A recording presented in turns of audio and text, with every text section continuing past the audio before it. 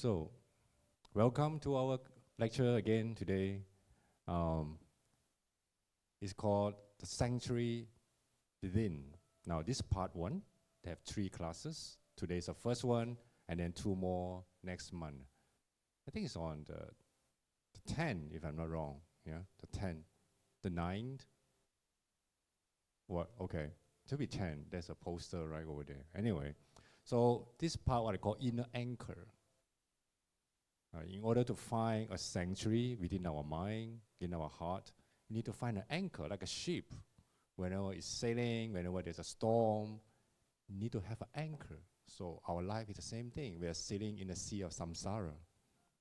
Right? We have problems, we have stress, we have things we have to face every day, and we need something to grab on or to hold on to, like something that we can feel secure. So in Buddhism, the security comes from within. How much we know ourselves, how much confidence we have in our practice, and I would call that the inner anchor. So the practice we did just now was just that. Whenever you have a thought, whether it's an anxiety, you feel stress, sometimes you even feel a little bit depressed, because, well, under this weather, it's very quite easy to get depressed. We need more sunlight, right? So the feeling comes and goes. So do us, right? The feeling just up and down all the time. So how do we find the anchor in between? It comes to the sense of I. Who are you? Who am I? And who are we? So who am I? I'm a monk. I come from Malaysia. Well, what can I say? I like to teach. I like to meditate. I like to go cycling, but I couldn't. I hate walking for a long time. Every time I go, I want to have meal. I need to walk 10 minutes just to the dining hall and 10 minutes to come back with all mosquitoes around me coming soon. They're back. So who am I? Am I just what I do? Am I just what I feel? Let me listen to some of you. Jason, give a microphone. If I want you to introduce yourself, like how you know yourself, what would you say? Give me how will you see yourself? Washburn. Okay, easier, so that you will be recorded. Oh my Don't God. worry. Okay. I would say, my goodness. I would say, my Buddha. Now I'm worried. You're worried. So you are a worried person now. Well, it's okay. You can try. Okay. Hold on it. It's not going to Okay, bite. All right, whatever. I'm Liliana Washburn. Lillian, welcome from Westbrook. I am an artist. An artist. And a digital illustrator. But actually, this is what I usually say, and I really don't like that because I see myself, I'm first a person. I don't want to be just that. I guess that's one of the reasons that I'm here. We all agree with you. We don't just want to be just this, right? You want to be better and more or something else. Or maybe less. Maybe less. If I let it go everything, I can be myself. Wow. You let go everything, you still can find yourself? So where is it? What is it? I don't know. A long time ago, I had a thought. Become nothing. Become nothing. Become nothing, and be everything that you always been. And that's in 2012. I had that thought. I guess I'm in search of that. You're in search of that. Yeah. The very essence of who you are. I'm just guessing, taking away all your labels, right? I would say a labeling. I'm an artist, I'm this, I'm that. Yeah. So you want to get it out of it. Yeah. It weighs on me. I don't know other people, but it weighs on me. I don't want to be this, and that. I just want to be me. So who am I? Who are you? I don't know. Welcome to this class. You're most welcome to this class. We all lost people here. We're to join you. Come on. Who are you? Tell us about yourself. Okay. How we see yourself. How you like others to see you. Come on.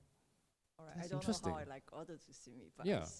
I see myself as a very lucky woman. A lucky woman. Wow, okay. Yeah, I mean, I've been loved, You've been loved. you know, from a little from my parents, and then, you know, the ex-husband, well, I mean, he passed away, sorry. And then my children, Wow. and my Okay. grandchildren too. Yeah. So have a wonderful, I work, I contribute, I feel fulfilled. So I think I'm very lucky. Very positive. I can see that you are gradually glowing around you when you're saying that. The bright light going around you with all the happiness and the. Thank you for that. Can you just share your happiness? But I'm a lot of times stressed and worried. Yeah, stress and worry at the same time. Oh, okay, now we come to the. Now we are talking. That's why we're here. That's why you're here. Can we be happy and satisfied to be here? No, I don't think so. Yeah, I think there's a reality, right? Thank you. Thanks. Stress. We need the stress. No, but it's not a choice, right? We don't have a choice, have we? Sometimes. Sometimes. Okay, how about you? Come on, let's hear from you. Who are you? How you describe yourself? My name is Mark Pate. I think I'd like to describe myself as playful. Playful? Playful. Okay.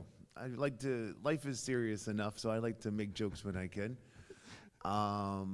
Yeah, like she said, I'm definitely feeding off a lot of stress, and that's why I signed up for this. I going through a lot with a work test that I've been studying for under a year. Tomorrow's my exam, so when I saw something to get grounded, I thought this was a good way to get out of myself. Oh my goodness, you're brave.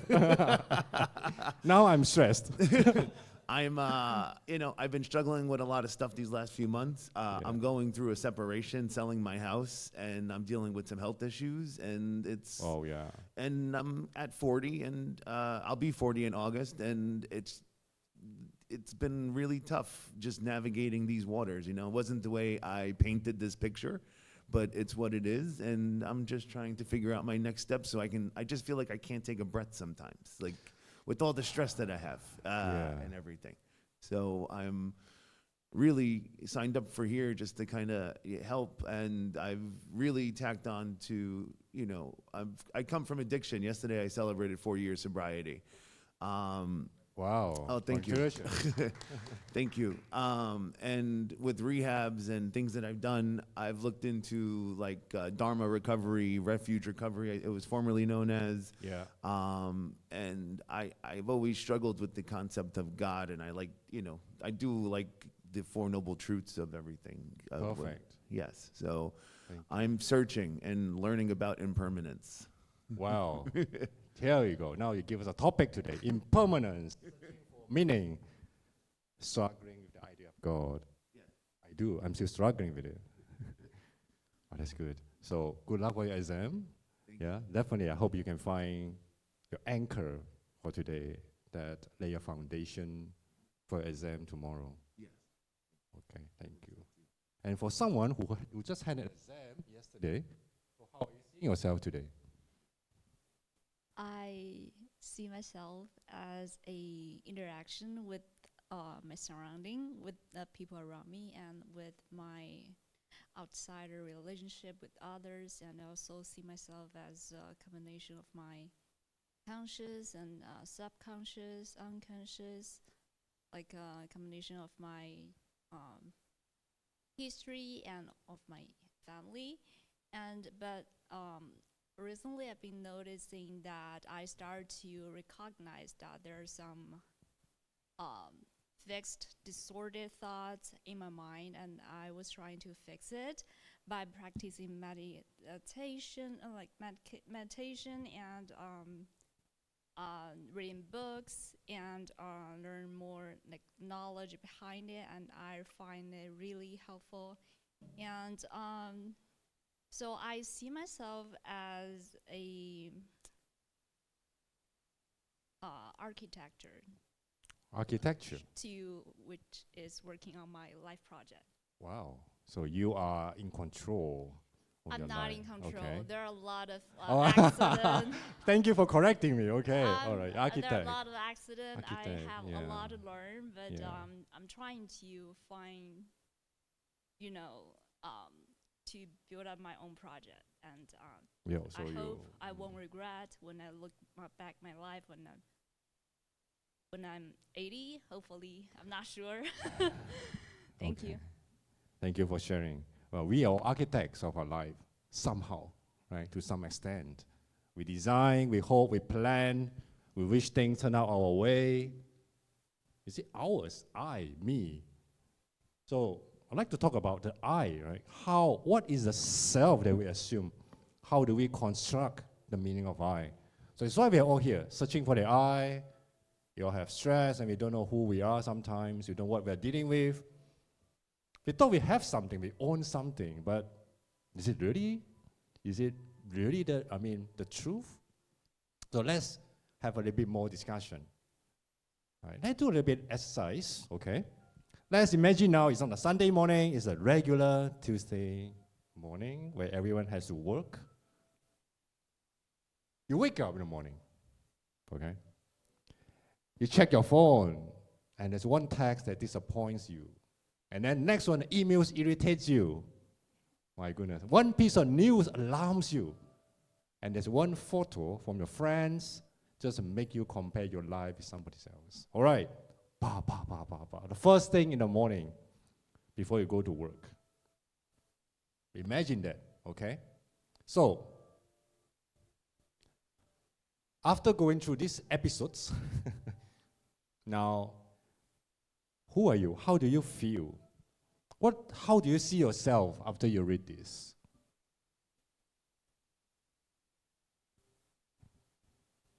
I'm coming to you.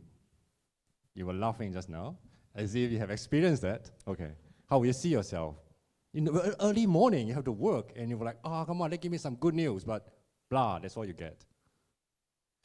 How do you see yourself that morning? I would be sad. Oh, looking at all of you'll be these. sad. Okay. Yeah. So if you want to describe yourself, so you say you're a sad person at the moment. Can we say that? In that moment, a disappointing text, an irritating email, I would try to not look at my phone in the morning anymore. So you make a resolution. No more phone in the morning only. Well, after breakfast is fine. Other what? After breakfast is fine. After breakfast. No more phone. No more No phone. more phone. This phones sound terrible. Good. We should all do that. We should. We all should get away from it. They're no good. There's no good. It's no Definitely. good. We keep using them, but they're no good. I know. Yeah, we know it's bad, but we still have to we still rely on it. We do. That's life, right? We know life sucks, but we still try our best to live the best out of it. Keep suffering. Keep suffering. So interesting. Okay, let's listen to one more. How about just you? Tell me. You wake up in the morning, you saw all this. How do you describe yourself? I would. The first word that comes to mind is defensive. Defensive. Okay. Yes. In what way? So, Yeah. like, if I check my phone and a text is disappointing, then it's like, okay, how do I feel? Like, where is this coming from? Who's texting me? So all why? these thoughts, all Right. these memory, and you try to figure out, you do investigation. Who are all these people? Right. Trying to fix. Try to fix Yeah. or try to fix. Trying to fix and maybe adjust my thoughts and my feelings at that moment. Maybe I shouldn't check the text, or maybe looking at when the person texts me. Maybe it was like last Okay. night, or maybe it was a text from last week. Okay. So if I saw you at that moment when you're going through all this internal engineering, Yes. Yes. show me your face at that time when you're going through all this. Like, Oh, really? like a surprise look? like I mean, it's the morning, so I didn't have my tea. But I mean, Not ready for that yet, yeah? I would be half asleep still. I'm not a morning person, but Okay. I would. See, I'm not a morning person. Yeah. Another description. Right. Okay. Right. Yes. I would be, when I say defensive, I mean just, like trying to prepare myself mentally Okay. to kind of absorb all these things at the same time. And like, how do okay. I, Need more space to it. right, like if everything is like a child, right? Like children going to school, how do you line things up? And what is more important to deal with right now versus later? Okay. So just organizing things. Organizing? Right. Make your move wisely. Don't say anything stupid Right. to the person living with you, Yes. right? Don't let that influence you. That's very That's important. right. Yes. Yeah. Okay, thank you. It doesn't always work, but I know. At least you're working on it. yes. I mean, every morning. Okay. Thanks. Thank you. Well, you can see ourselves that when we wake up in the morning, we can have different understanding of self. It might be a rush self. Oh, I'm late for work. It's heavy rain. I'm late. The anxious one, or it might be what? The offended one. Come on, who sent this photo? Like, how dare you? Things like that. The comparing self. Oh, am I worth less compared to my best friend Joe? We grew up together. How could he be better than me? I work so hard. The competent self. I should work better. I shouldn't be this. I can be much more. The lonely self. Sometimes we do. Or the one trying to seem fine. I shouldn't affect other people. I should be a better person. So it's something that how we see ourselves, it's just going through an endless cycle in this way. So before 8:30 a.m., how many self have already appeared? The irritated one, the offended one, the comparing one, or the lonely one? So which one is real you? That's a question. We come here to search for the self. But you look at it, in just few seconds, you look at the phone, we've already gone through a couple of different identity, different feeling, different thoughts. So we look for it. So which one is the real me? Am I still in control? Right? So these are the questions that we are asking today. So why does this matter? Because we do not suffer only because of life is difficult. We know life is difficult, definitely. We suffer, according to the Buddha, is because we keep protecting a fragile idea of who we are, who we want to be. I shouldn't behave this way. I should be looked upon as a kind and soft-spoken person all the time. So we are protecting any idea that we want to put this self on. So the Buddha say that we suffer because this is what we want to protect. We want to be seen. Right? We want to be right. We want to stay in control. I'm the architect. I design. I want to make it work. I'm the one in control. We want to be admired. Sometimes, we want to be by our friends, our peers. We want to be loved. We want not to feel small, right? We want to become great. We want to be at least acknowledged by other people that, okay, yeah, we are contributing.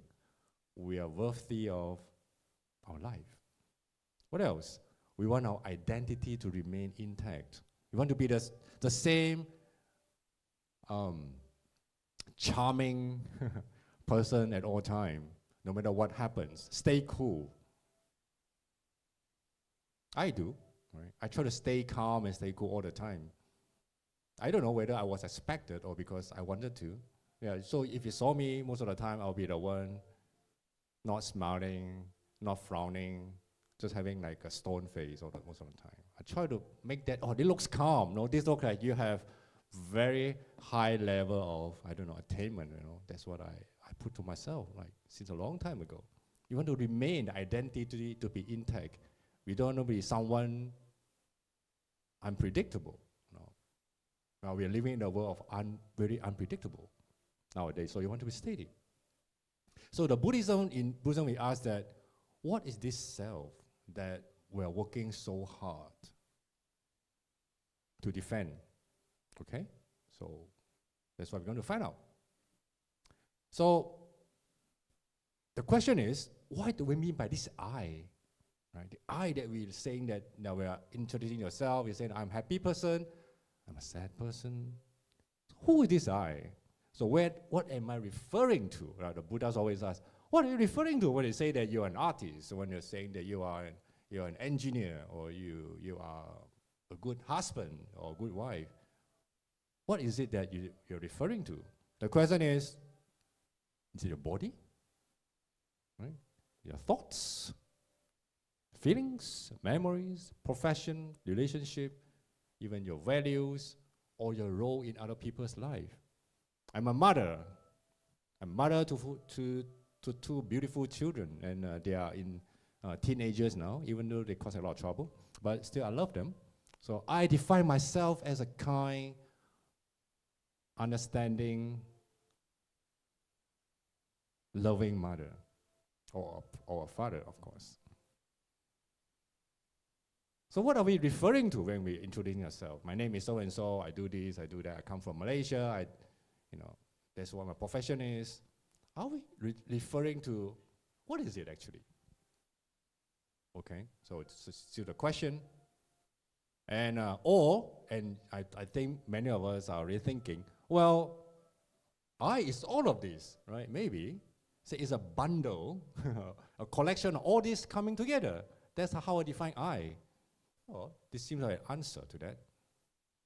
Right? I is not one thing, but everything. Okay, it's everything. Do you think so? Not your head if you think so. Shake your head if you don't think so. Oh, okay, good. One more time. Nod your head or shake your head.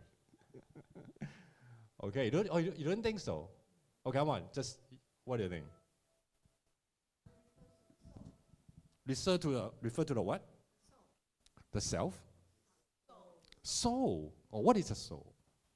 It's immaterial. Okay. Oh. Immaterial. Immaterial. The soul is immaterial. Okay. And it leaves your body when you die. You leave your body when you die. Where does it go? It goes to another realm. I don't know the answer to that one because it depends on the religion. Oh, okay. So the I is coming from the soul, and all these are through the soul. Like when we Okay. learn something, it's immaterial. The reason why we can learn it is it's through the Okay. soul. So, all right. So there's a soul, and the body is not the I, right? We need the Oh. body. You need you need a body, so the To- body to- is not you. Well, we need the body to experience the time, to experience, to learn, to grow, Yeah. and shape the soul. Yeah, I feel that.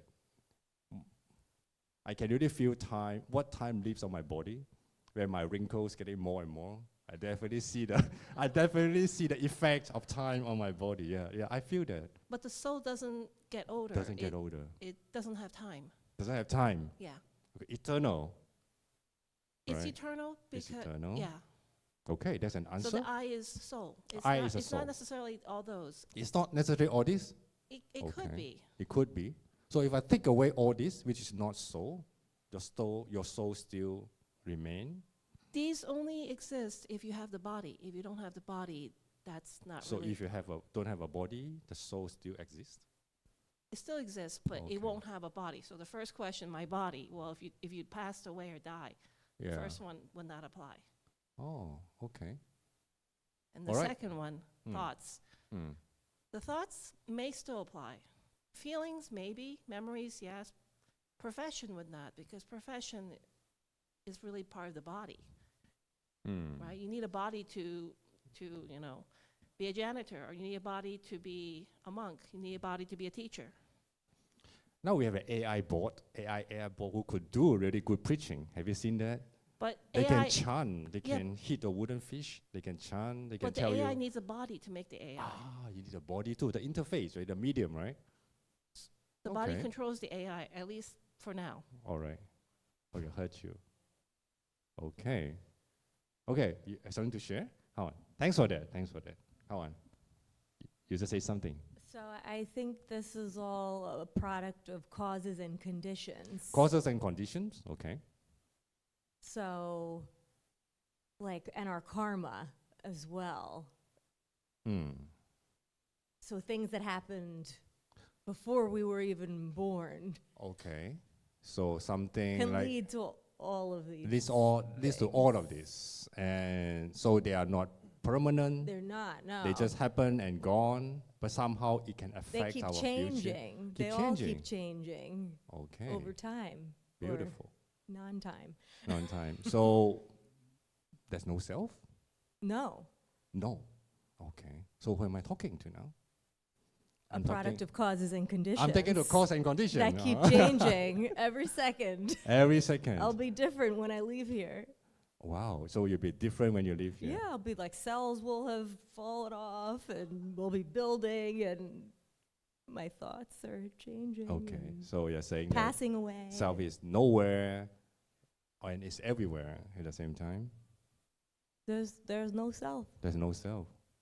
You're just a feeling, a bunch of thoughts and feelings Things that keep happening. that keep happening. As a product of many things that happened already. Okay. So the voices I'm hearing now is from some unexplainable energy that combine together and then shaking the molecules and reach my eardrum somehow and then shake my mind. Okay, I'm hearing this. Yeah, you're Yes. hearing the product of The product of it all. So there's no agent behind all this? There's no agent. I don't know. No. Yeah. Good question, yeah? Thanks for saying that. Yeah, I really don't know whether there's an agent or not. But let's find out. Let's think about it. So is it a collection or habitually bundled together? Let's talk a little bit about something that we learned in my school. What is self, right? Look at philosophy. In Western philosophy, Descartes say, I think, therefore I am. Think, right? So Descartes never said that the body is a cell. Descartes never said a soul is a cell. He said that, well, you know you're thinking.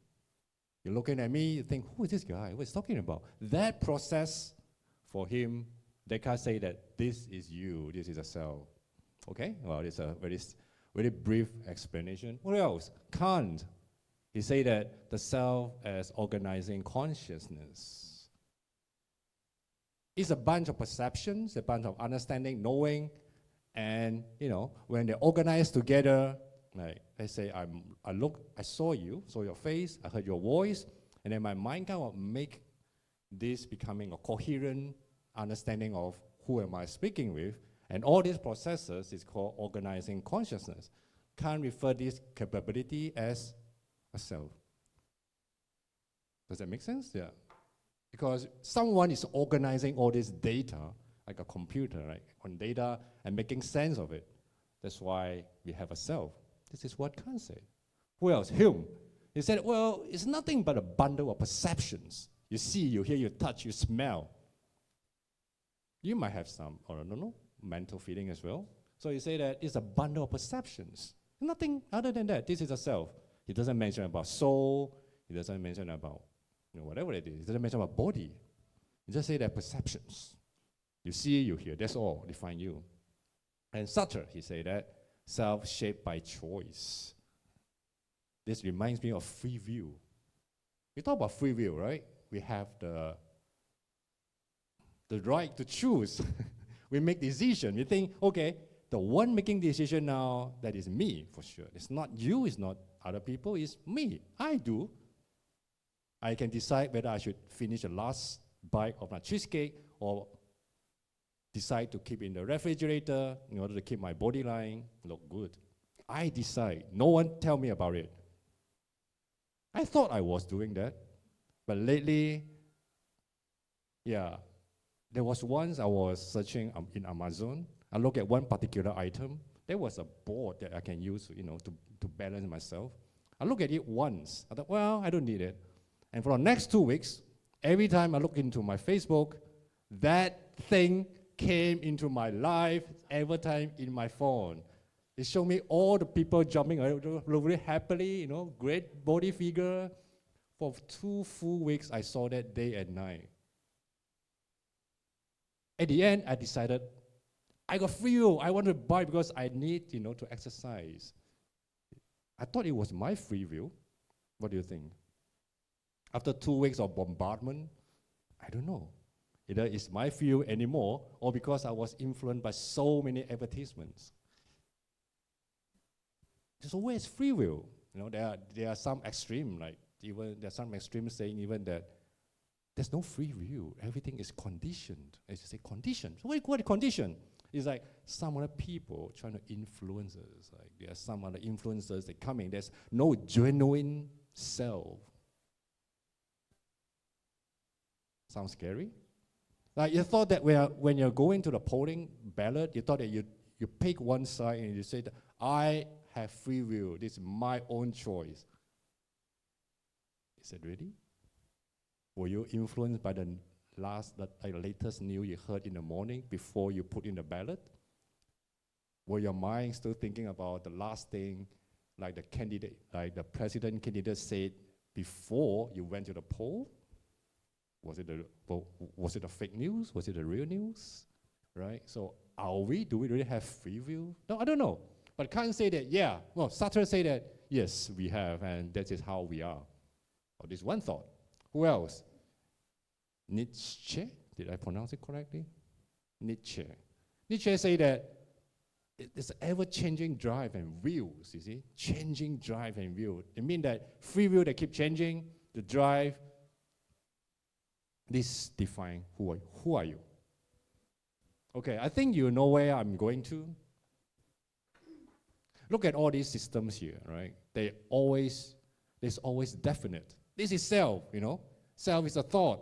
Self is an organizing consciousness. Self is a bundle perception. Self is a choice. Self is a free will that keeps changing. There's a definite answer to that, right? Clear and, I would say, vivid.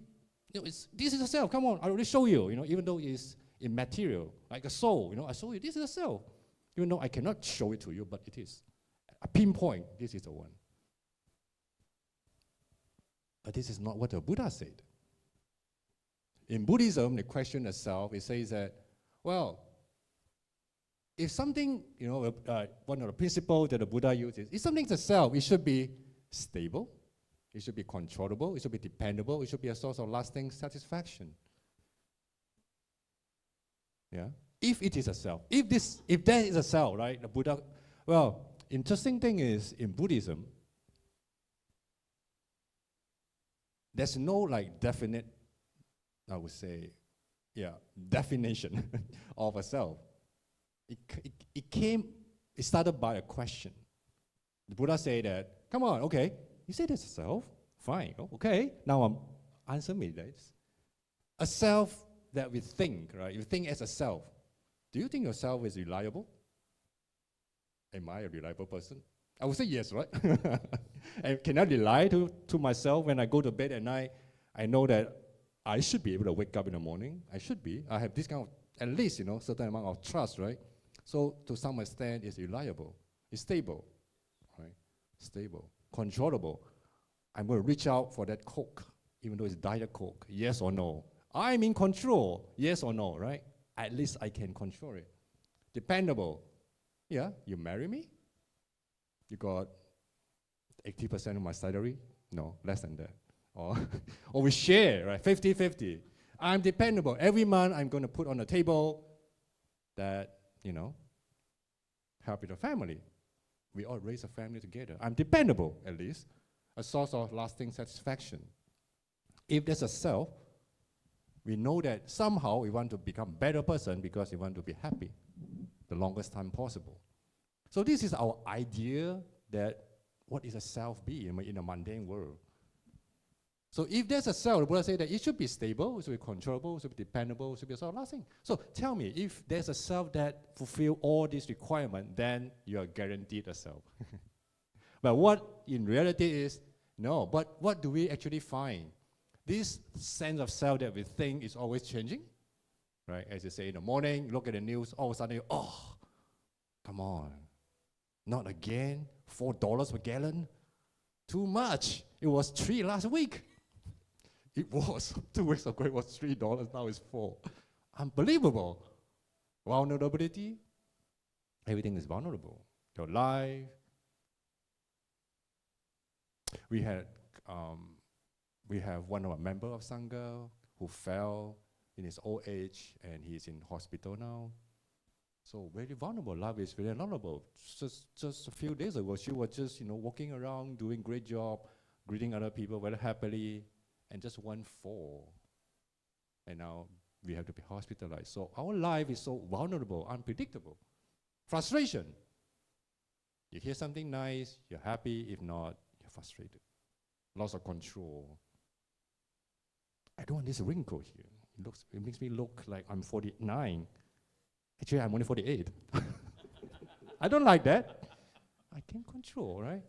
No matter how much cream I put on like sunglasses, it doesn't help. I'm not in control. So this is a reality. So what did the Buddha say? Okay, sorry. Well, if there's a self, truly you, it should be this, stable, controllable, dependable, so that's satisfaction. But what actually we are experiencing every day is it changes, it's vulnerable, reactivity, reacted to anything happens to us. You got angry, you got sad. You're not in control, you're frustrated. So this is reality. So the Buddha said that, tell me, where is the self? Okay, keep on to that. We come back, let's look at this example, okay? He said that, let's say a colleague in your workspace ignores your idea in a meeting. So what happens next? You have a colleague, and then you, in a meeting, you give a very good suggestion, and then you want something to,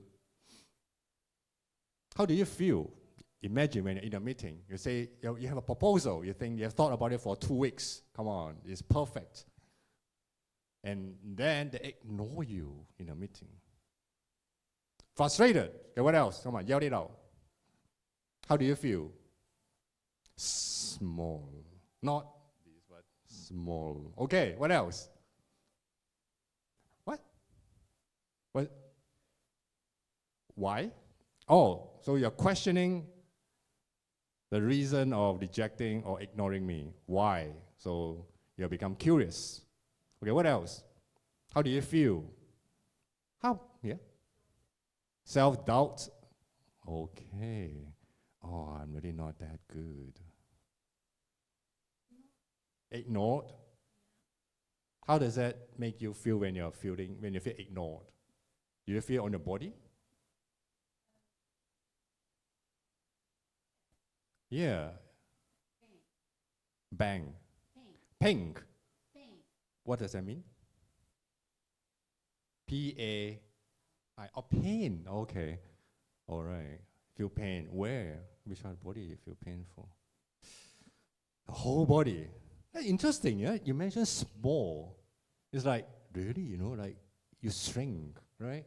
But when you are so confident, we expand, right? So like why, when you're a leader, there are some skills for a leader, how you walk, how you sit, you always maintain your space. I think it's quite ridiculous, right? To look like a leader, you have to always hold your space bigger than your body. Arm like this. When you talk, you have to show like you're taller. When you're proposing a plan, make sure you use your hand gesture. I have a good plan. It's like, I want to make this amount of profit to the company. You use hand gesture. But trust me, I learned this from an online course. It's called what? How to become a charismatic leader. Yeah, I went to that course. And when you say something, this is a big change, don't use it the other way. This is a big change. What does that mean? Will you trust me when I say this? I have a big plan for you today. Will you believe in my mouth or you believe in my hand gesture? So body and mind works together all the time, right? So when we are frustrated in a meeting, what happened? I would say the first thing might be the body tightens, right? Oh my goodness, I'm being attacked. I'm small. Squeeze yourself. When you squeeze yourself, your body tightens. A sting appears. They say pain. Maybe, come on, not again. Last week was here, now it's here. Oh my goodness, you again. You see, even worse, right? Sting happens. The mind labels the events. I feel small, I'm frustrated. I feel, I'm not good enough. I doubt myself. The mind labels. You keep a label to yourself. Do I not deserve this? And the story forms. It must be because this guy doesn't love me. I must be why. So he always talk about negative about me in front of other people. Then you form story. Yeah, that's why. Basically because maybe last week I didn't ask him for for dinner. That's why he remembered that. Now he purposely want to ignore me. Well, we all, experience it, right? We make stories to understand what's going on. We want to be in control all the time. We make up stories. Emotion escalates, right? Again and again, and identity gets involved. And then just in a few matter of maybe a snap of a second, your face frowned, you don't know how to react, you feel sad, you're up, you're agitated, or you're preparing to fight or flight. Oh no, I want to hide. I don't want to be beating anymore. So what exactly is happening here, right? So for this example, what is happening here? Your body got feelings, and then your mind changes, you have story to make up. It seems like 1 minute ago, you're still like a professional adult. Yeah, I'm reporting this. And the next second, you know that someone ignore you, you're like, you went back to a 14-year-old. Oh, so sad. Oh, my mom doesn't praise me. Oh, we all had this inner child that require us to be recognized, to be praised. But when we are not fulfilled, all of a sudden, we, from professional adult, we turn back to a teenager. And it's so true, right? Okay, let's see. And why identity becomes reactive. So what is a self that suffers? Okay, go a little bit. Let's look at this, how the Buddha say this, right? In this sutta, it's called Anatta Lakkhana Sutta. Anatta means non-self, right? Anatta, non-self. Lakkhana is characteristic. What is a characteristic of being non-self, yet still you? That's the meaning. You are here, of course. There's a you. We're all different, but yet it is not what we think a self is. So this is what this sutra is about. So let's look at how the Buddha argue, right, about it. How he say that? He said monks.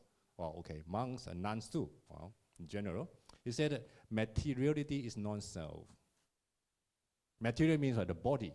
Okay, the body is not self. He said it's not self. Why?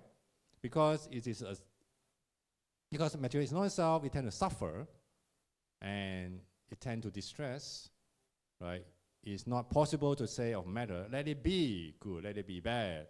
If material was self or soul, there would be no suffering on oneself, and it should be possible to subject to one's will. I want myself to grow to 180 cm, 1.8 meter, or what? 6 foot tall. I want to be like Michael Jordan, 6 foot tall. Well, maybe he's more than that. 6'4". Okay, not 6 foot. But I'm only 5'2". So, right, how can we control? We have no control over it. So the Buddha said that since we have no control, you suffer, you have pain, you have sickness, that's why it's not you. And it is impermanent, it's changing.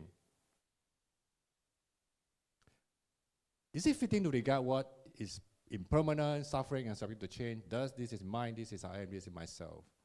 If something is keep changing all the time, the moment you're an adult, and next moment you become a child because of you're ignored, it's unstable, right? Can we call this is me, this is mine, this is who I am? God, it keeps changing. So the Buddha said, no, you cannot call it a self, it keeps changing.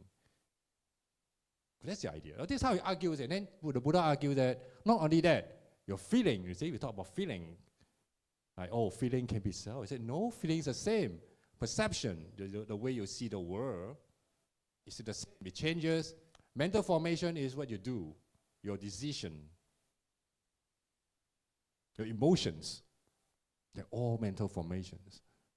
And consciousness is how you know things. Right? You have consciousness of the body, consciousness of the eye. You see things. You understand what you are seeing. So these are all of this. The Buddha named 5 parts. Right? The Buddha is like, I think he must be a very good engineer. He loved to break things down. If he lived today, I'm sure the Buddha must have at least a degree in mechanical engineering or chemical engineering, right? He loved to break things down into smaller parts. So he said that however we understand the self is nothing but more than these 5 things. So what are these 5 things? It's the body, right? Physical sensation, and the feeling. You feel pleasant, unpleasant, or not feeling nothing special. Perception, you recognize things, you label, you interpret a story. Mental formation, you react, you have emotions, you have habits, you have impulses. Consciousness, you have awareness of experience. When you're sitting here, you're feeling comfortable. The part that knows that I am comfortable is called consciousness. Right? We are conscious, or you're unconscious. If you're unconscious, you shouldn't be here. So these are the 5 parts that the Buddha say that, well, other than these 5, there's nothing else that you can call it a self. Check, is it all thing we can think about? Anything beyond this that you can relate to as a self? That you can feel, you can see?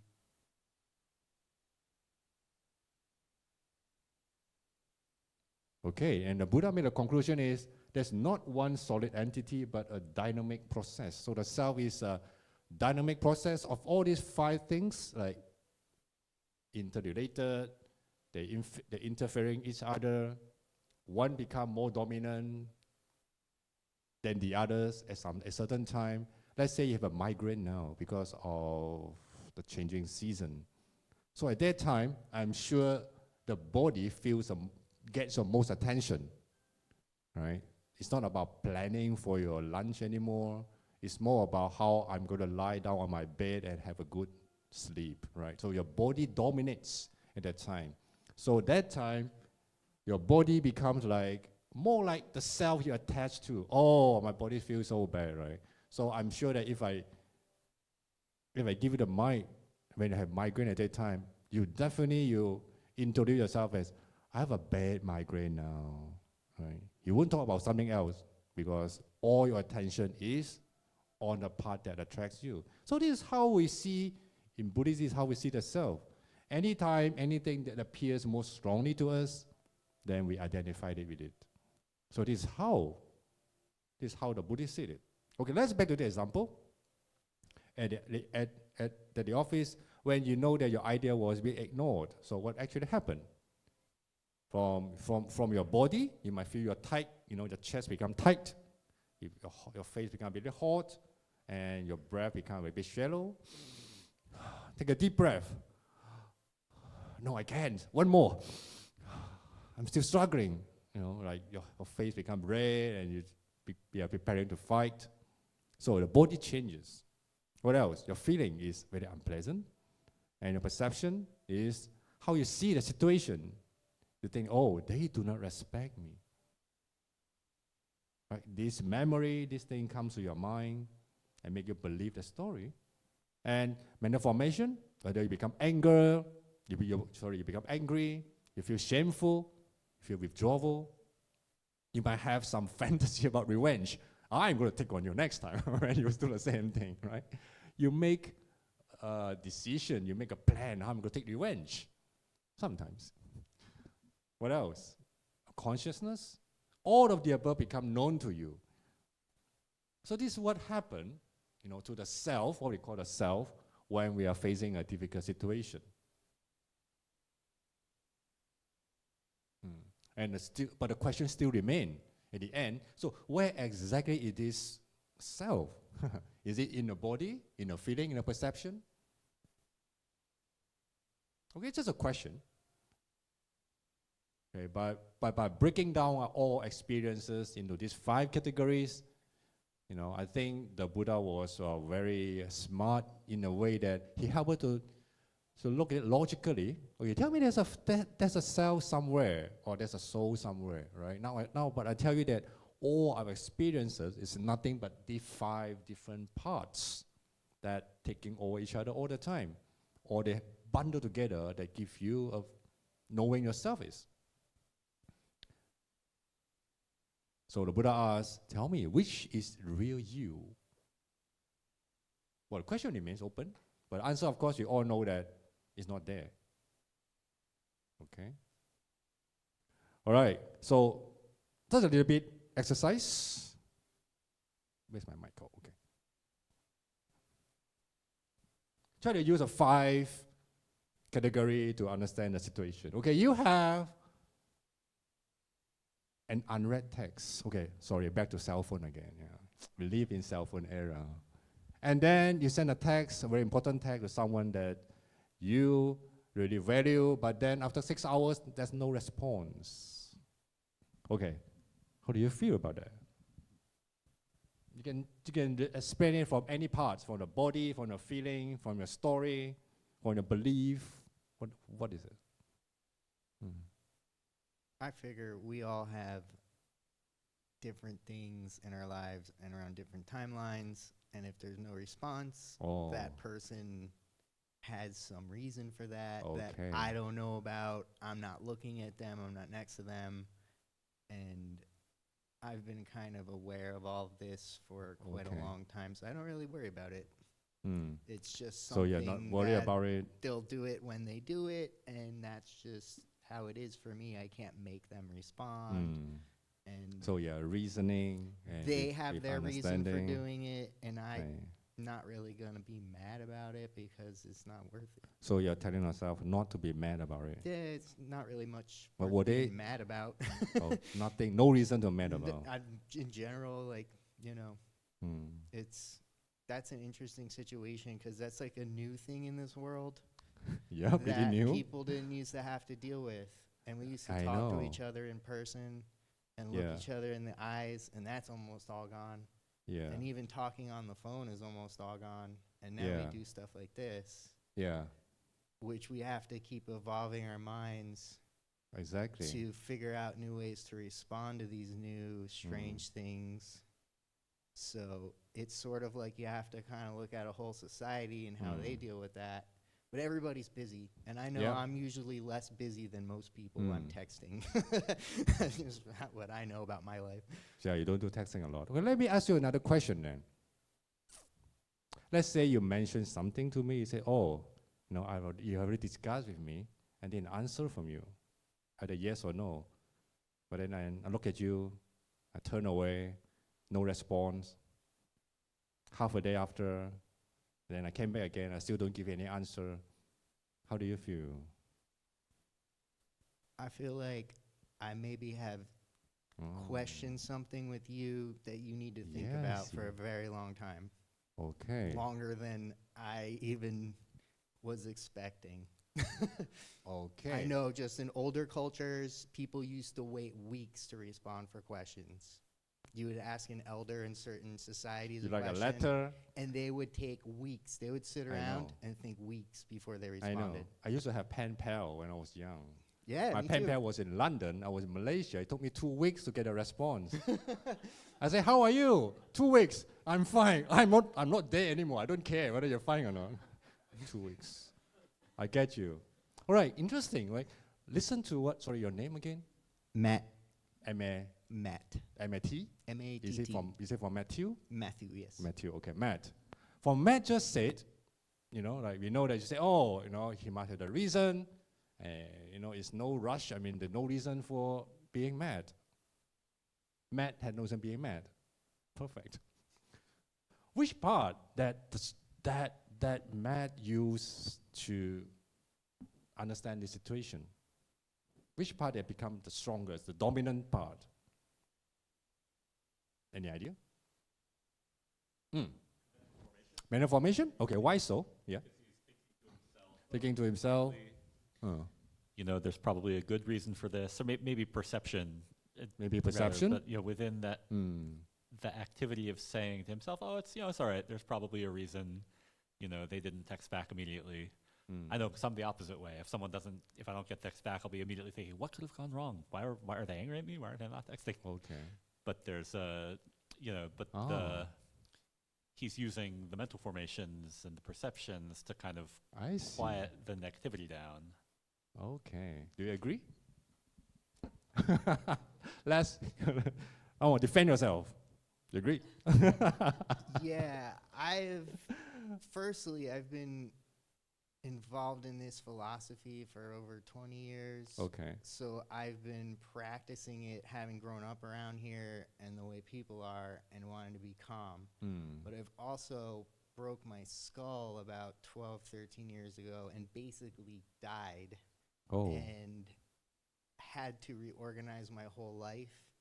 to keep my nervous system calm and keep my brain at ease. Mm. And even while I was in the hospital for a week after brain surgery, I was thinking of this place almost the whole time, because on the TV in the hospital, they were Wow. playing a documentary about Buddha over and Wow. over and over. And I was just sitting there like, wow, I can't wait to come back here. You ready to come back here? Welcome So back. ever since then, and even with my brain injury groups Yeah. that I met with, we talk a lot about just neuroregulation Yeah, and how important it is to stay calm. exactly. And how that just like, for me, it's important to just complete health. Perfect. So you see that, okay, thanks man for sharing that.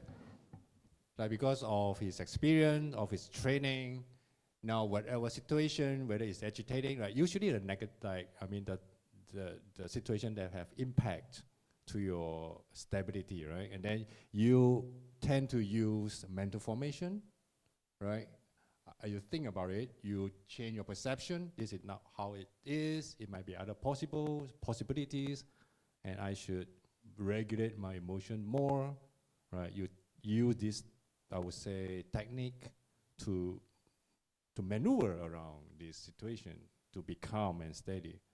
So for me, it seems that, like, you know, what he said, yeah, your mental formation here is like, seems like a dominant to you whenever you're facing situation. You think about, oh, whether I should get angry or not. Before you get angry, most people like us, we do the other way.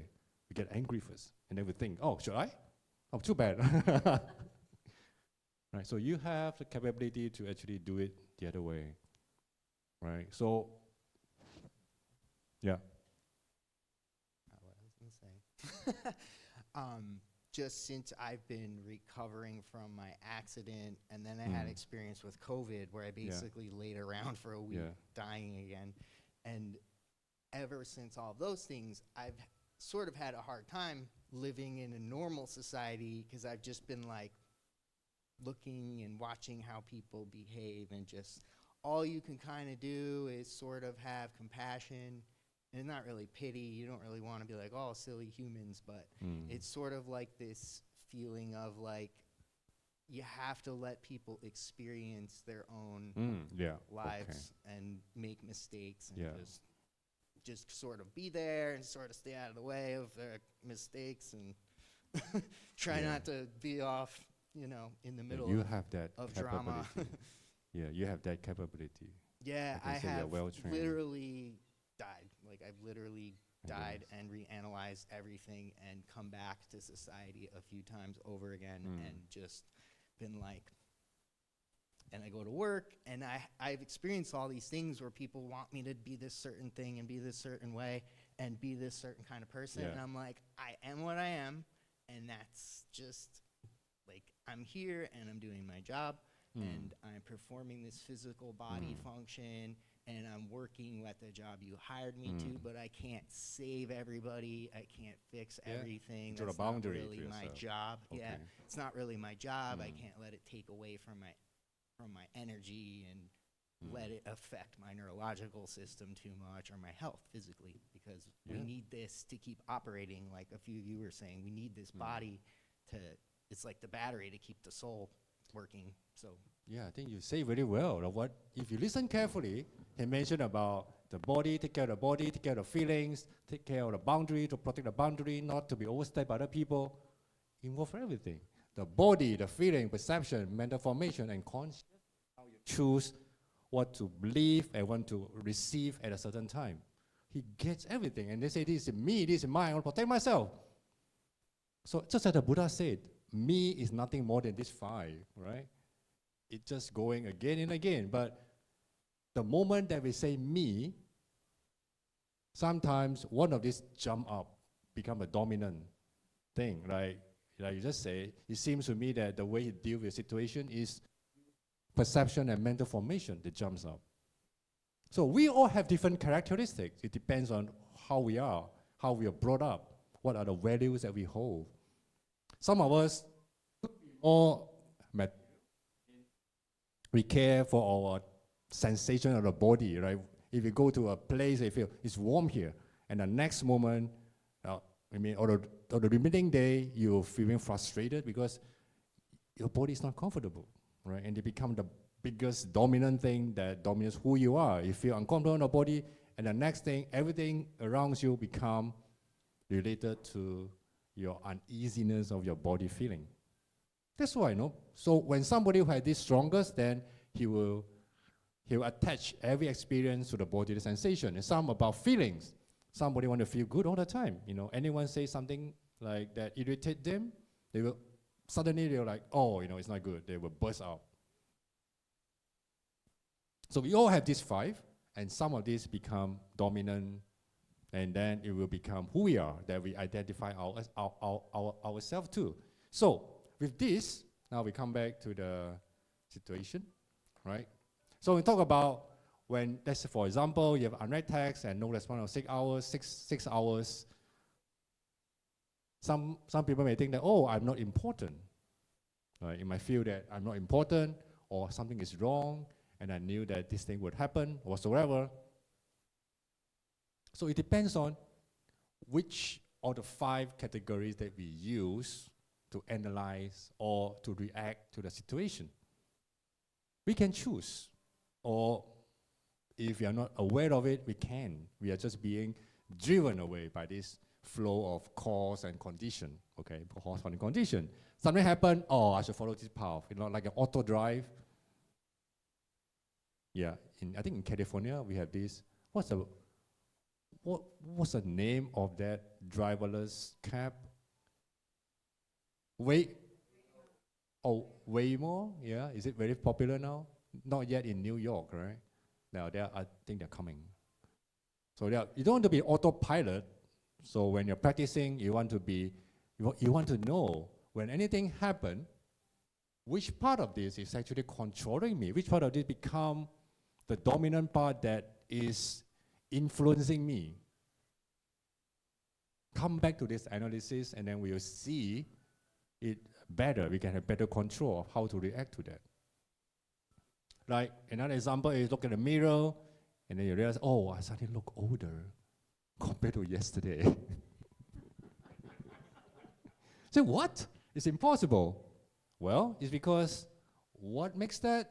I think it's the perception, right? Yeah, I should look this, I remember how I looked yesterday. There was no wrinkle here, but today, pop, all of a sudden it pop up. So your perception become dominant. At that time, you relate to yourself is, yes, this is not right. Because you believe it to be a certain way, and then you see another way. And an argument, how could they think that way? Right? An argument, you always think we are right. How could you think that they're stupid? It's not right. When that happens, what's wrong? So the mental formation become very strong, right? We attach ourselves to this idea that I should be right. You shouldn't do this to me. You shouldn't this, you shouldn't do that. I deserve your respect from you. So anytime there's one particular, we call it the 5, in Buddhism we call it 5 khandhas. Khandhas mean a collection of one part. This one collection of body, collection of feeling, collection of perception, 5 main, always say compartments, different compartments of the self. Yes. Okay. Perception is is more the first step of understanding. When I look at your face, I know, oh, I'm speaking with you. I recognize, I remember how your face looked like, and that's it. I know, oh, that's you. I call your name. And the next thing is, when I know that's you, and all of a sudden, I think about, I like you, or I dislike you. And that moment become a mental formation, because like all the emotions come after perception. Right? There's a sequence of it. Perception just means that you understand. You get the information, you process it, that's it. But there's no emotion involved. Whenever we add in emotions and our memories about that person, what you did to me last time was terrible. And that moment is already mental formation. We already processing the data into making new stories or whatever story we have. So if we are the type of person who ruminate a lot, you like to think about what happened in the past and linking it to whatever happening now. So we are always in this mental formation part. This part become dominant, and this is how we relate ourselves to. So that helps, okay? All right, so the Buddha also said there are 3 areas of perception, right? We see a whole where there's only parts, and you say that, oh, I'm broken. Broken means that not the bank account, but as a person, right? I'm a broken person. So maybe just that at the moment we are feeling a little bit of fatigue, or we are a bit of under stress, or or when we are grieving, we feel that we are broken. But that only explains what we are going through a certain period of time, but not all the time. So this is the first mistake we make. We always think that this explains the whole me. And we see permanence where there is change. Many people say that I'm an anxious person. I don't like to talk in front of public. I can't. So the moment I hand them the microphone, they start talking. I've seen many people who grab it and I don't know, I can't say that, but the moment they go, oh, it's not bad. I could do it much better than I do. So these are the impermanence. What we think for ourselves actually changes from moment to moment and from time to time. There's hope, okay? And the last thing is we see independence. Or we see independence where there is dependence. Sometimes we say, oh, this is who I am. No, I am this and you don't step on that. That's who I am. But sometimes when we are frustrated and say, this is how I am, I think it might be because we have a bad night's sleep last night, or we have we are going through some stressful situation in the family, or even, at my stage, in middle age, we are going through hormone changes, right? We don't know, a certain time, this is how I am, I got irritated when somebody stand too close to me in the metro. When someone stand too close to me, I feel irritated. I don't like that. They are crossing my boundary. But you were fine yesterday, right? So this is actually dependence on so many causes and conditions, and whatever we are feeling now, we thought that this is independent, this is who I am, I don't like that, but most of the time it's not. It might be some changes in the body that we don't realize about. So these are the problems. And then we summarize our experience too quickly. Yeah, this is it. We never thought that this is a temporary experience. Okay? So how do we, led to the final step. What are we going to do about it? You know that, the self is nothing but the 5 different khandas or compartments that work together. Sometimes one becomes dominant, sometimes some are being suppressed, but anyhow, yeah, we know about that. So what can we do about it? Okay, so now just take about 2 minutes. Think about one upsetting moment. Okay, now it's your time to do work. Think about one upsetting moment for the past week. Anything that upsets you. Maybe it's a difficult task for you. Right? You're calm all the time. Nothing can upset you. No? Sorry about that. I'm human. Okay. But still, yeah, some little frustration. Think about it, one thing. Okay, now, think to yourself, what happened? Okay? Try to go through that process very briefly. Who say what happened, what. All right, what happened? And the next question to ask yourself is, what did your body feel? How did your body feel? This better? Wait, yeah. Okay? Got it? Now we are doing it together, okay? Think about the situation. Remember how your body feel at that time? Okay, did. The next thing is, what was a feeling? Oh, what's a feeling turn? Unpleasant, being more, it can be more specific. Okay? Unpleasant is the very first thing, Think about what story did the mind create when you're feeling unpleasant. Oh, he did it purposely to me. Again, not again. Why? Why did he do it again, right? Okay, think about it. What a story that you created in your mind or you remember. Not listening to you. Okay. What identity felt threatened? It's interesting because you go deeper and deeper. Right? When that story appeared, did you feel attacked or you feel threatened? Okay, what part of you feel threatened? Oh, my fame. Oh, my capability as as the leader, as a supervisor, or my authority as a mother, as a father at home. Which one got threatened? Think about that. Which aggregate became strongest? The 5, they've mentioned the body, the feeling, perception, mental formation, and the consciousness. Consciousness is knowing this happening. Usually the first 4, the 5 is like, you're unaware most of the time. It's there. Just looking, this 4. The first 4, which 4 aggregate became the strongest? The bodily feeling, or the story that you created, or your emotions? Okay, think about that. All right, ready? You got a story? You have a story? Anyone? I'd like to share about it. Is that okay? Come, tell me. I think I shut it off. Okay.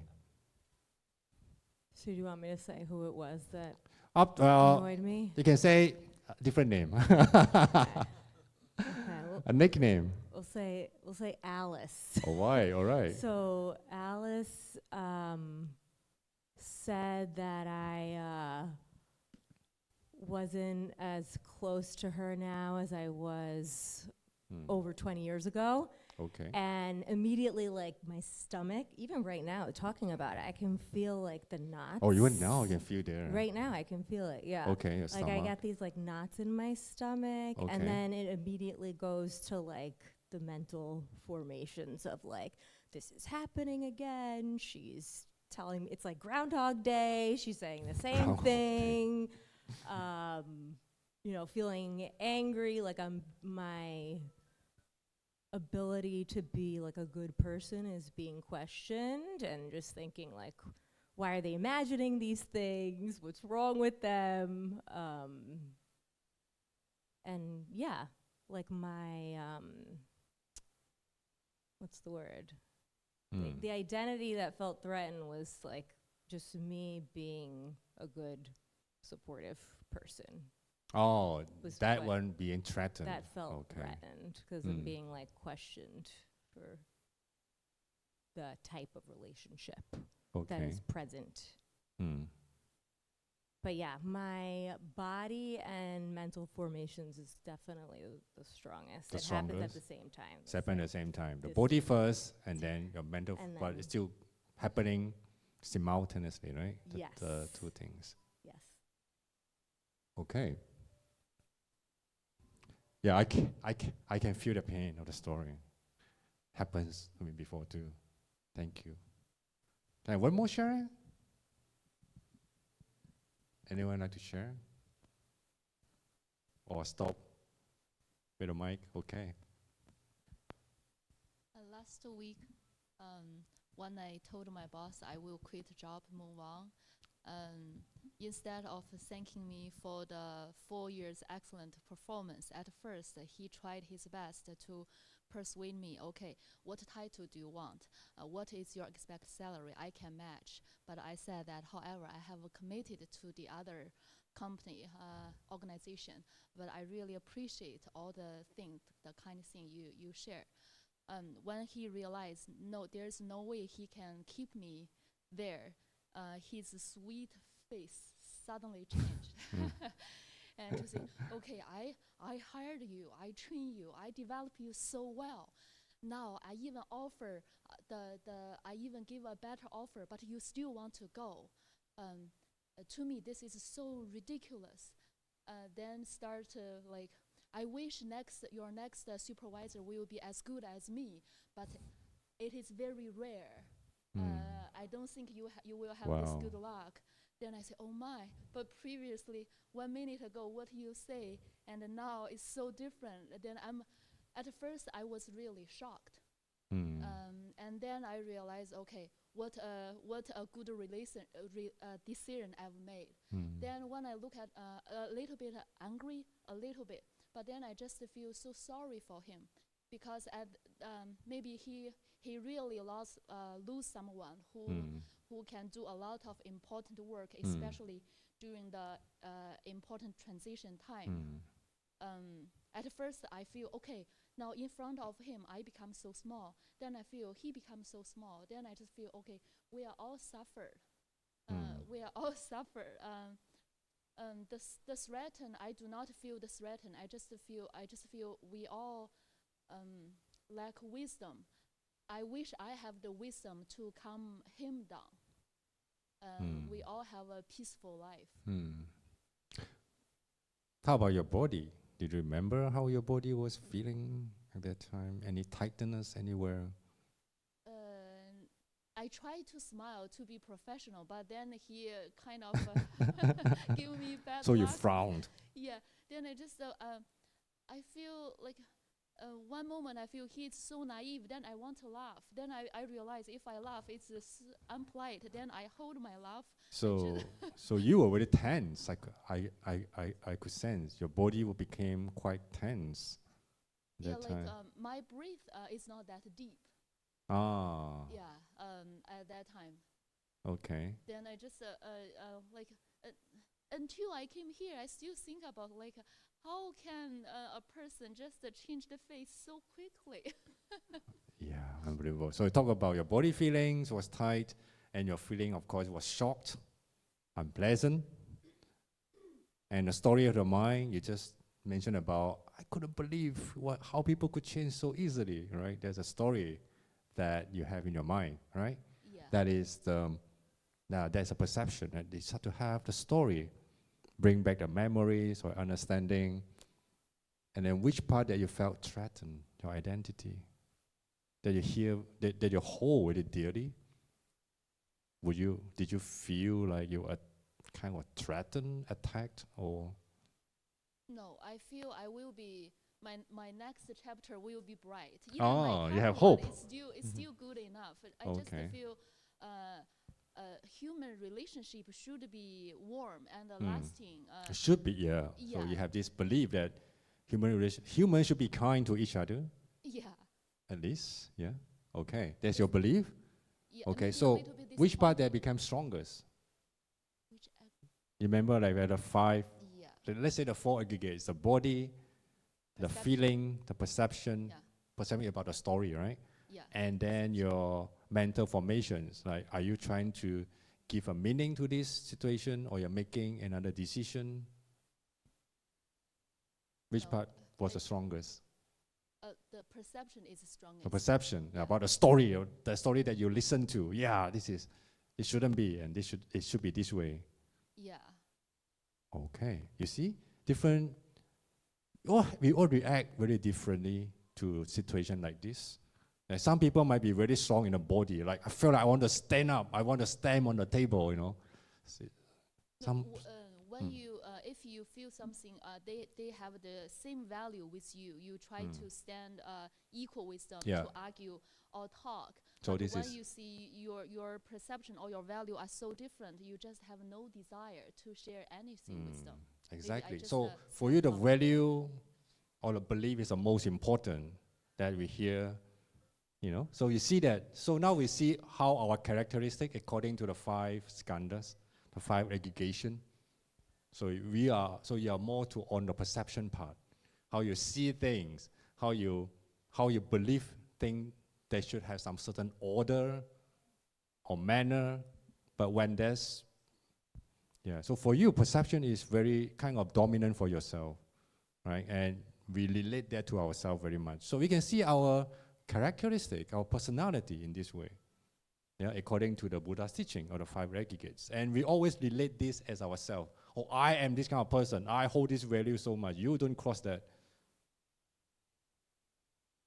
We are either the perception or the mental formation. I think these 2 parts are very strong. So usually we define ourselves in these two. Okay, thanks for sharing that. So, what do we get out of this, right? Who am I when I am being triggered in a situation like this? So, the thing that you can take home is, think about this. If the self that we believe in, it's not like a fixed self that, I am agitated every time this happens. If you take away that means that self is not a fixed entity, then transformation is possible anytime.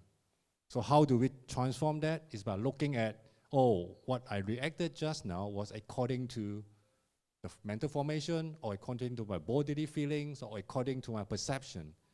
Try to analyze which part that overtaken you or controlling you just now.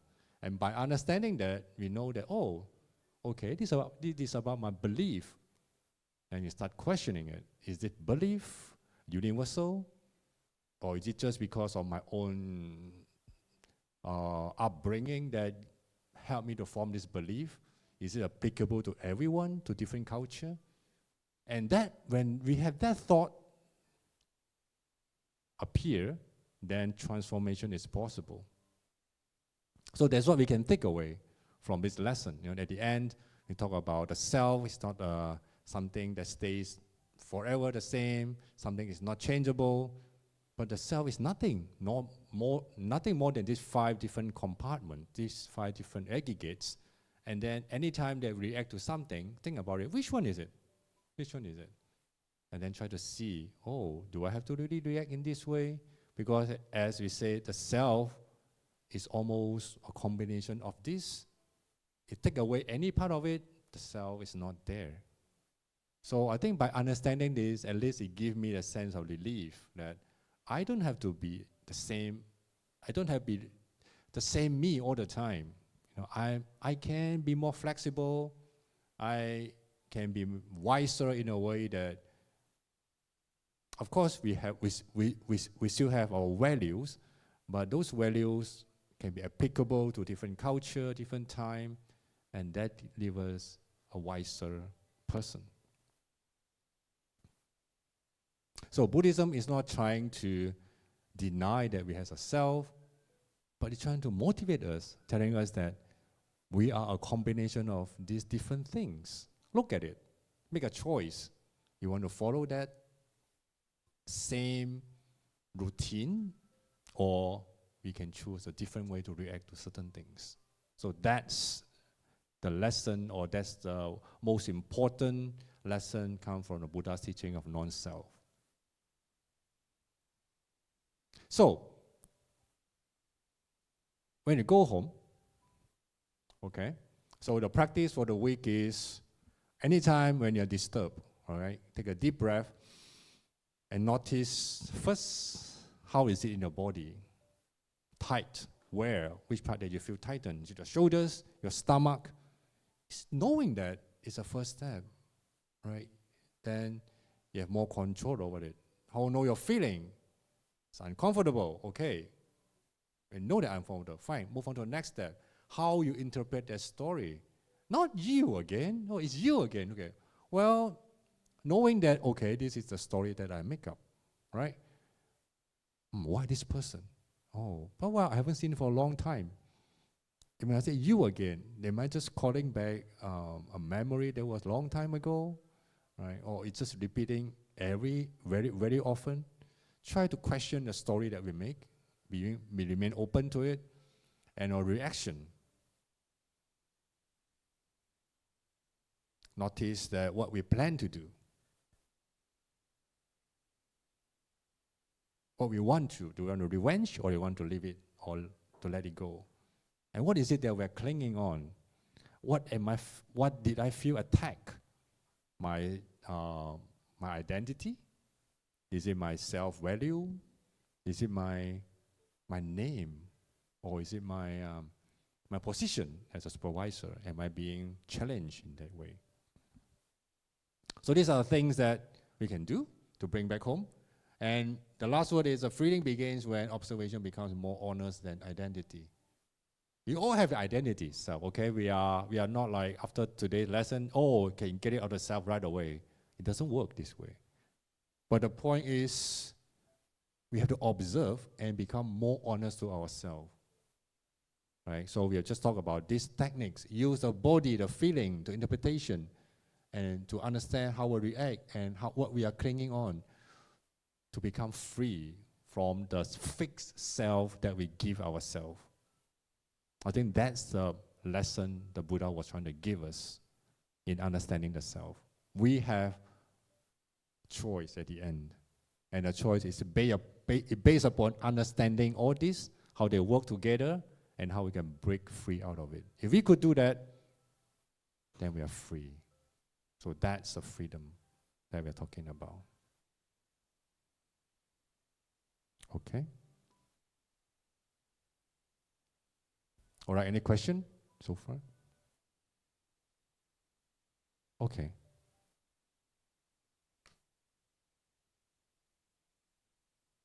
Yeah. Honest means that we don't give excuses. When you feel that, oh, I feel sad. Yeah, be with the feeling of sadness for a moment. Don't like, oh, I should. You know, like there are many voices in our mind. Sometimes when we feel angry, there are two voices. One is said, I should feel angry. The other one is said, no, you're a kind person. You shouldn't. You know, there's always this tension between these two thoughts. Being observation with honesty is that understand that, oh, I have the urge or I have the need to feel anger, to feel it, right? But then I also know that it might cause some damage to our relationship. Being honest means that we acknowledge it, but we don't condemn ourselves by feeling angry. No, we are so used to, oh, how could you become angry? You shouldn't. You are a long-term Buddhist. You have studied, you have practiced 30 years. You shouldn't, you know. Sometimes without realizing, we're already starting to blame ourselves of having the negative thoughts. So being honest means that before we blame ourselves, think about it, we are human. Accept it, yeah, I have this thought. I'm still not a saint, you know, I'm still not a Buddha. Of course, I have thoughts. Accept it. Yes, I have the anger in me. Yes, I do have it. And stay with it for a while and choose wisely whether you want to voice out your anger or you want to keep it for a moment. So I have friends who are very direct. Sometimes I love the way they talk to me. It's like, yeah, what you just said hurt me. Give me a few moments. I don't want to talk to you for now, you know. Give me a few moments. It happened. For me, it was a bit shocked, like, what did I say? But and the next moment was, yeah, I really respect what they told me. It's like, I really did say something that hurt their feeling, and they don't want to, and they were honest with it. They said, what you just say hurt me, and I don't want to react to you now because I don't want to hurt our relationship. Give me a few moments. That means that, get out of my way right now. No, I'll just kidding.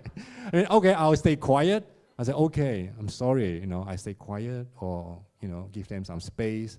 And when I come back, everything comes to normal, back to normal. And, you know, we can be more rational so being honest is very important, honest with your feelings, and find a way to let other people know how you feel, why you feel that, instead of just hiding it or suppressing it. I think that's a very mature way of dealing with emotions. Being observative, being observe what is arising, and being honest with yourself. Yes, I have it, and admit it. I feel angry. Yeah. I cannot talk to you now. Stay away. Put it in a polite way. I think that maintains a long-term relationship, and that is very important. Observation and honesty. Okay? Because sometimes we cling on to identity so much. Oh, I should be this type of person. I'm a nice guy. You know, I shouldn't like kick other people out of my room. I should never do that. But sometimes please allow you to kick other people out of your room. So that's being honest to ourselves. Voice it in a very, in a frank way. Tell people, yeah, I don't feel comfortable now. Okay, give me a break. So that's being honest. So that also means that we are not clinging to ourselves, that we want to project ourselves. Even as a teacher, even as a mother, we still show some real emotions that, no, I'm frustrated. Yeah, I don't want to be perfect. So the idea of clinging to the perfection of someone, that is an attachment, and that brings a lot of suffering. And so by understanding this, the self that we create, that we want to hold on to, being observative to what we're going through and be honest about it, that breaks the cycle. And trust me, you'll become a better version of ourselves, for sure. Okay? Right, I think it's time. Thanks for your attention. I just want to do one thing, 1 minute of a closure contemplation. Okay, sit upright.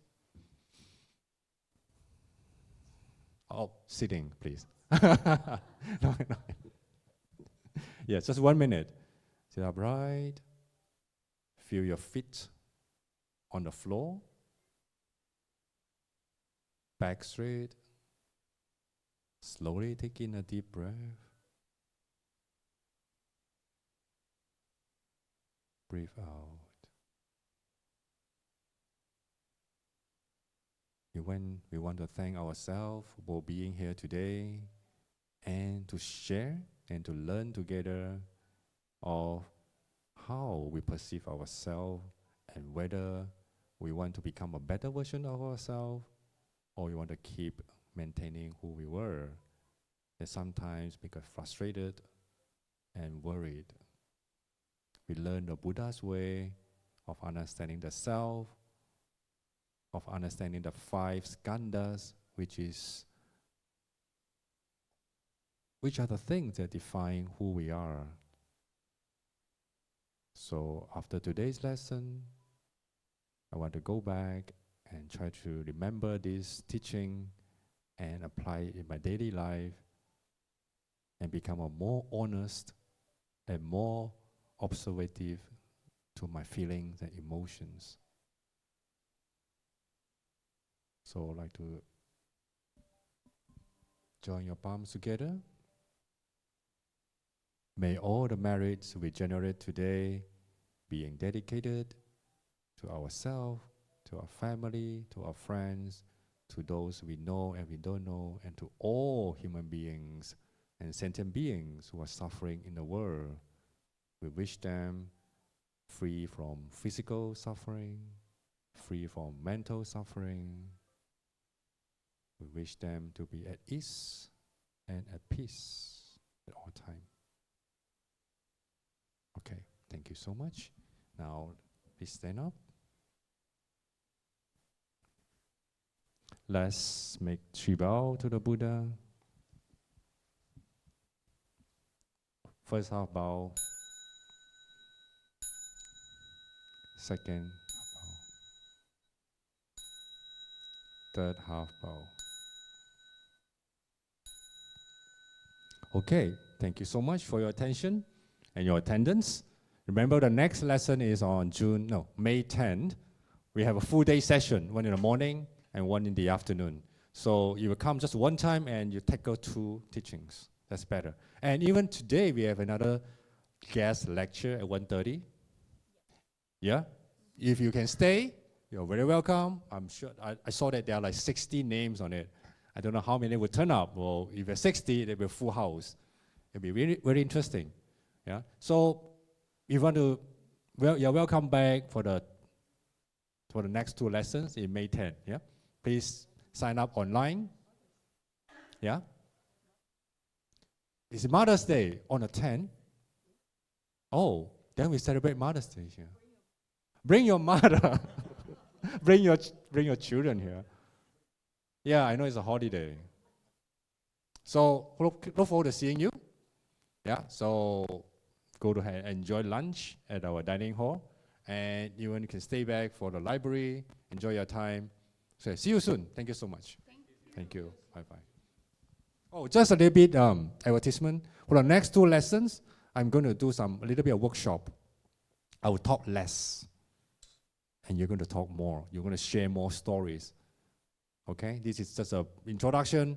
The next 2 lessons will be more interactive, and we're going to do workshop. Okay, see you then. Bye-bye.